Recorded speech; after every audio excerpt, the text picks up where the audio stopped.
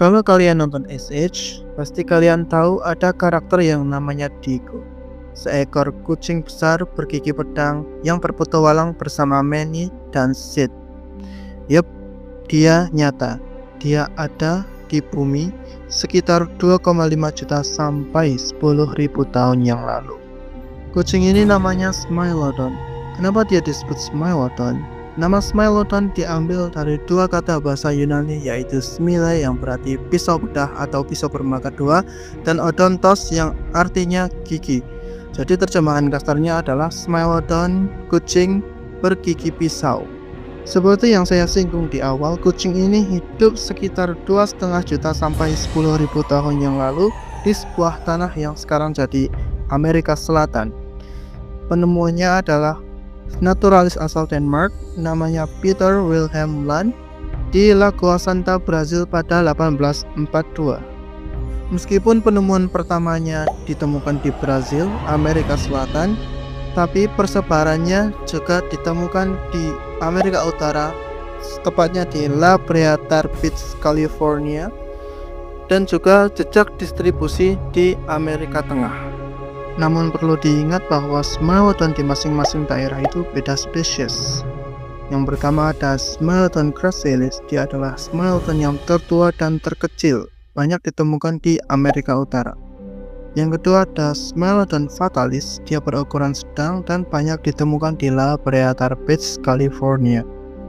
Yang ketiga adalah Smilodon populator, dia adalah spesies Smilodon terbesar yang hidup di Amerika Selatan, yang ditemukan oleh Peter Wilhelm Land pada tahun 1842. Kita masuk ke ciri fisik. Kita lihat icon yang paling mencolok dari kucing kita yang satu ini. Yap, apalagi kalau bukan gigi pedang mereka yang pipih dengan panjang mencapai 28 cm yang bisa merobek jaringan lunak dengan mudah. Tapi faktanya, gigi pedang ini sangatlah rapuh dan tidak bisa digunakan dalam pertarungan dalam waktu yang lama. Yang kedua adalah badannya yang kekar. Badannya lebih kekar dibandingkan kucing besar modern seperti harimau atau singa.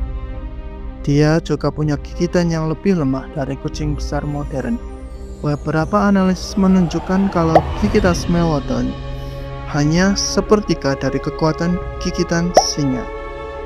Tapi kelebihan mereka adalah mereka bisa membuka rahang mereka sampai 110 derajat. Sekarang kita masuk ke cara berburu mereka.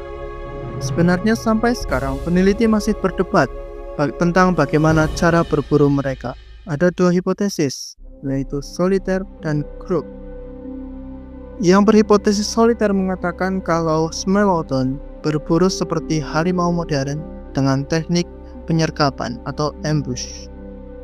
Yang berhipotesis grup mengatakan kalau banyak ditemukan fosil di La Brea Beach yang terkubur secara bersama-sama. Karena kepunahan mereka, kita tidak bisa tahu pasti soal metode berburu mereka.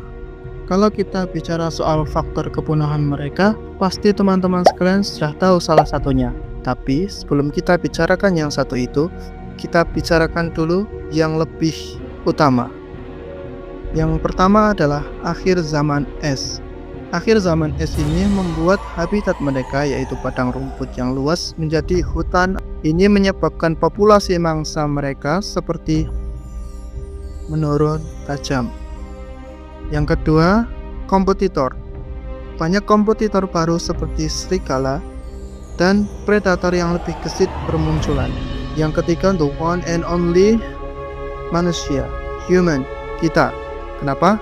Karena kita memburu mangsa yang sama dengan Smilodon, atau bahkan kita memburu Smilodon itu sendiri karena kita menganggap mereka sebagai ancaman. Kesimpulan yang bisa kita ambil adalah hewan ini memang predator yang kuat di zamannya.